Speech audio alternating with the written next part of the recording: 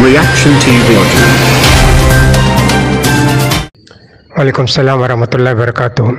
मेरे पास इतना टाइम नहीं रहता कि मैं सब ये पढ़ते रहूं, सुनता रहूं। अहले इल्म सब बात करे तो 2 मिनट में बात कर लेते, 1 मिनट में, आधे मिनट में बात करते। लंबा खींच के बात करते रहें तो ये हम लोगों के लिए सुनना भी मुश्किल है, हमारे पास इतना टाइम नहीं रहता है। तो आपने बहुत लंबा मुझे भेजा है। जहाँ तक मसला है प्रोटेस्ट का, सूरह माइदा में है, ये सूरह बकरा में है। अल्लाह ने फरमाया वइत्मुहुमा अकबरु मिन नफ़इहिमा, हर वो काम जिसका नुकसान ज़्यादा हो फ़ायदा कम हो वो हराम है।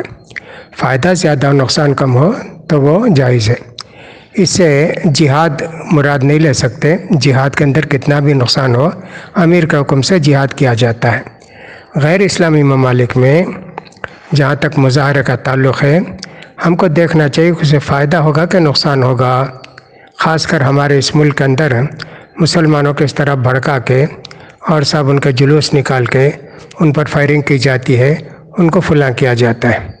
दूसरी बात यह कि प्रोटेस्ट मुज़ाहरे के अंदर सड़कें जाम हो जाती हैं, लोगों के लिए आने जाने का रास्ता नहीं रहता। कितने मासूम लोगों को ये प्रोटेस्ट करने वाले मार देते, उनकी दुकानें जला देते, उनकी बसें फुला जला देते, क्या क्या सब नुकसानात होते हैं। तीसरी बात यह है कि साहब जो आदमी को प्रोटेस्ट निकालता है वो उसका काबू नहीं रहता बाद में उस प्रोटेस्ट पर। वो कुछ भी कहे, जो निकल गए। अब उसके बाद उनकी बात भी नहीं मानते। इन सब चीज़ों को ख्याल करते हुए हम खुली आज़ादी प्रोटेस्ट के लिए नहीं दे सकते। जो कुछ कर सकते हैं, अगर ये मालूम हो कि इस तरह के कोई नुकसानात नहीं हैं, पुरअमन मुज़ाहरा है, बिल्कुल कर सकते हैं, कोई हरज की बात नहीं। अपने हुकूक़ को लेके हम जब इजाज़त है हुकूमत की तरफ से कि पुरअमन मुज़ाहरा प्रोटेस्ट कर सकते हैं तो बिल्कुल कर सकते हैं, कोई हरज की बात नहीं है। लेकिन उसमें भी इस बात का ख्याल करना चाहिए, नमाज का औक़ात का भी ख्याल करना पड़ेगा। भले से ज़ोहर असर एक वक्त पढ़ लें, कोई बात नहीं, कभी कभी इस तरह, लेकिन नमाज ही ना हो, सिर्फ प्रोटेस्ट करते रहें, मार तोड़, दुकान जलाना, नारे लगाना, फुला करना, ये प्रोटेस्ट जो है वो समझिए कि सब पुरअमन नहीं है, बल्कि एक तरह से इसमें गड़बड़ हो जाती है। इसलिए एहतियात किया जाता है फतवा देने में। मौलवी अब्दुल अज़ीम ने जो कहा वो फतवा मुझे मालूम है, शेख सालेह हुसैन का फतवा मैंने पढ़ा है, मैंने सुना है।